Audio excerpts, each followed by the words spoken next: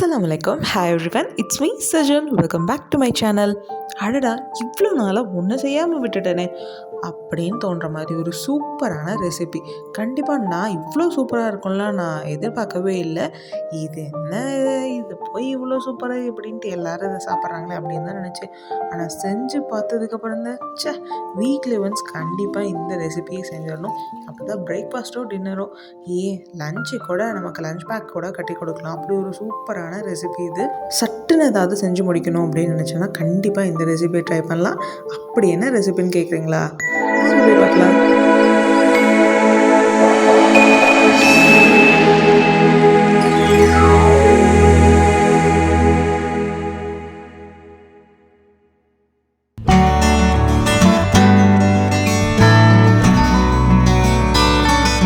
இந்த ரெசிபி கர்நாடகாவில் ரொம்ப ரொம்ப ஃபேமஸ்.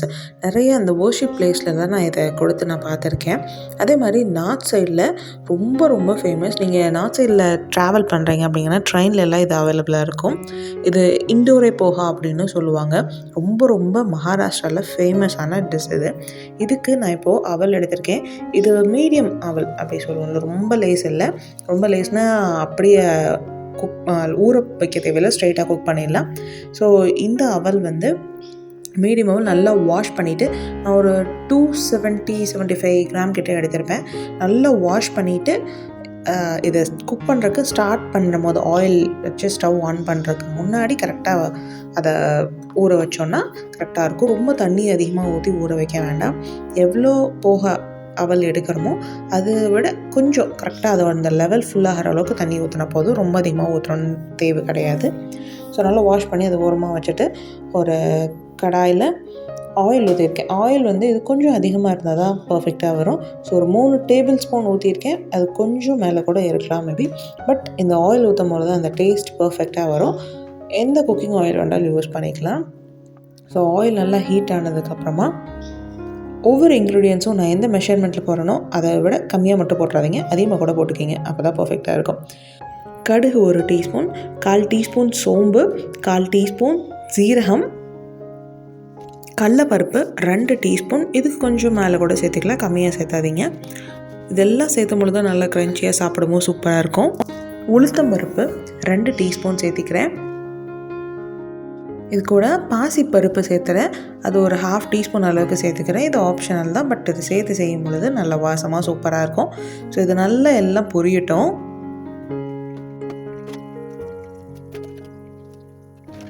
எல்லாம் இது நல்லா பொரிஞ்சு வரும் பொழுது நிலக்கடலை நல்லா வறுத்து தோல் நீக்கணும். நிலக்கடலை இந்த ரெசிபிக்கு இது மஸ்ட்டு. இது இல்லைன்னா செய்யாதீங்க.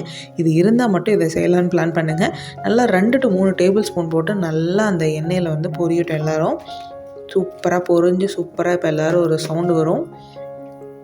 நல்லா பொரியணும், மஸ்ட்டு. இப்போது பச்சை மிளகா கொஞ்சம் குட்டி குட்டியாக இருக்குது, அதனால் 3 சேர்த்துக்கிறேன். உங்களுடைய காரத்துக்கு ஏற்ப நீங்கள் சேர்த்துக்கிங்க.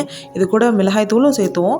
ஸோ பச்சை மிளகாய் இல்லை அப்படின்னா வர மிளகாய் சேர்த்துக்கிங்க. பட் பச்சை மிளகாய் சேர்த்து செய்யும்போது தான் அந்த வாசமாக கமகமன்னு சூப்பராக இருக்கும்.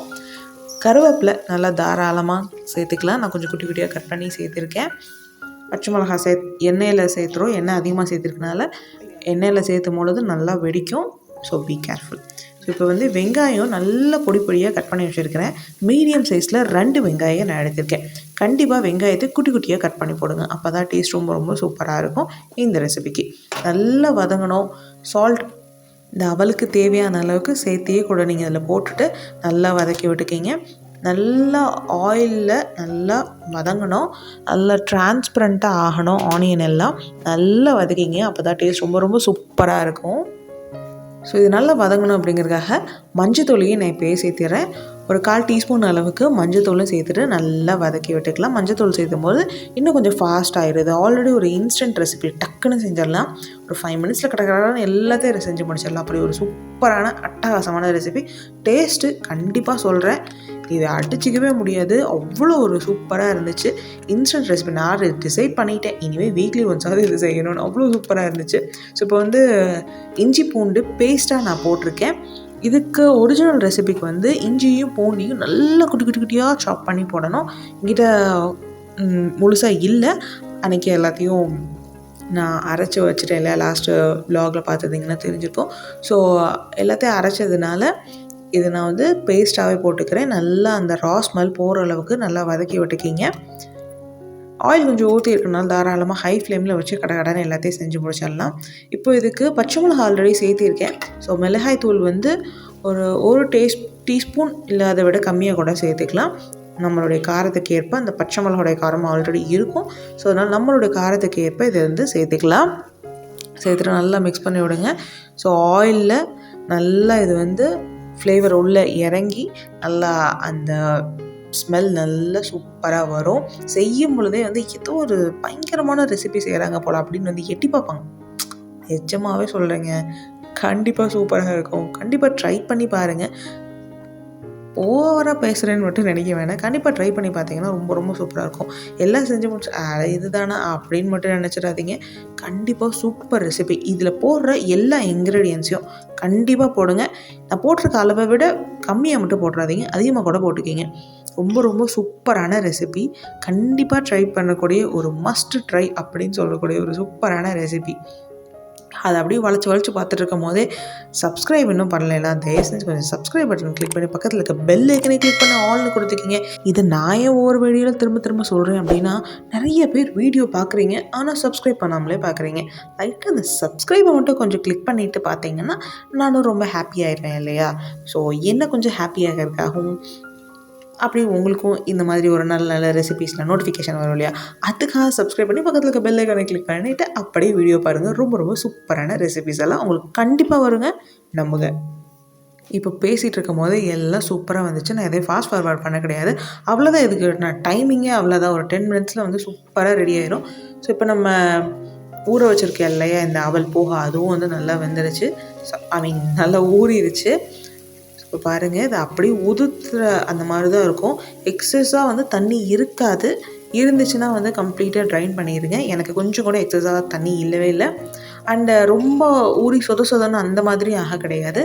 ஸோ இந்த மாதிரி தான் இருக்குது. நல்லா உதுத்து விடுற அந்த கன்சிஸ்டன்சியில் இருக்குது. ஸோ இப்போ எல்லாத்தையும் நான் ஆட் பண்ணிக்கிறேன்.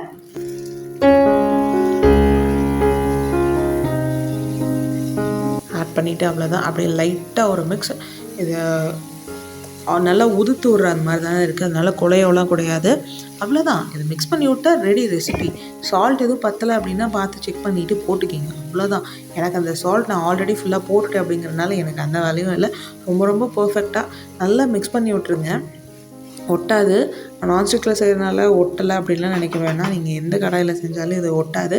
ரொம்ப ரொம்ப பர்ஃபெக்டாக சூப்பராக வரும். பார்க்குறக்கே பயங்கர அட்ராக்டிவாக இருக்கக்கூடிய இந்த ரெசிபி அவலக்கி இண்டோரே போஹா. நம்ம தமிழில் வந்து இந்த நேமை சொன்னால் அட இதுதானா அப்படின்னு சொல்லுவீங்க. ஆனால் அதில் எப்படி டேஸ்ட்டாக செய்கிறது அவல் உப்மா அப்படிங்கிறதான் மேட்டர். ஸோ ரொம்ப ரொம்ப சூப்பரான டேஸ்டான இன்ஸ்டண்ட்டான ஒரு ரெசிபி. கண்டிப்பாக பிடிக்கும். ட்ரை பண்ணி பாருங்கள்.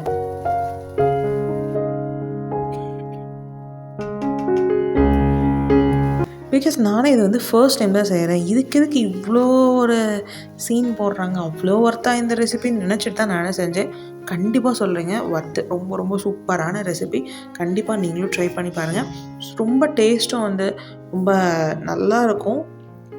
எல்லாத்துக்கும் கண்டிப்பாக பிடிக்கும். குட்டீஸ்லேருந்து பெரியவங்க வரைக்கும் அந்த ஸ்மெல்லே வந்து நல்லா ஸ்ட்ராங்காக சூப்பராக இருக்கும். கண்டிப்பாக இதை சூடாக சர்வ் பண்ணுங்கள். ரொம்ப ரொம்ப டேஸ்ட்டு சூப்பராக இருக்கும். நல்லா அதாவது கார பச்சை மிளகாலாம் போட்டு தேங்காய் சட்னி அரைச்சோ இதுக்கு சைடிஷ் வச்சு சாப்பிட்டோன்னா ரொம்ப ரொம்ப சூப்பராக இருக்கும். நாம் தான் அவசரமாக ஹரிபரியாக இது ஆக்சுவலாக நான் டின்னருக்கு நான் செஞ்சேன். டக்குன்னு ஏதாவது செய்யணும் அப்படின்ட்டு இந்த ரெசிபி நான் செஞ்சேன்.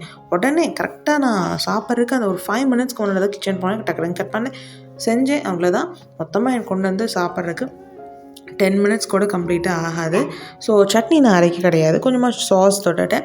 அண்ட் ஆஃப்டர்நூன் செஞ்சேன். எனக்கு கோவக்காய் பொரியல் இருந்துச்சு, வறுவல், அதையும் வச்சுட்டு சாப்பிட்டேன். நல்லா சூப்பராக இருந்துச்சு. பட் இதுக்கு வந்து பர்ஃபெக்டான காம்பினேஷன் நீங்கள் வெளியே வாங்கி சாப்பிட்றீங்க அந்த நார்த் சைடு மகாராஷ்டிராலலாம் வந்து இதுக்கு வந்து இந்த குட்டி பையில் வச்சுட்டு வீடியோ எடுக்கிறதுக்குள்ளே ஒரு மனிதன் வீடியோ எடுத்துருக்கலே கொஞ்சமாவது மதிக்கிறானா? இங்கிட்ட போகிறான், அங்கிட்ட போகிறான், சாஸ் எடுத்து சாப்பிட்றான்.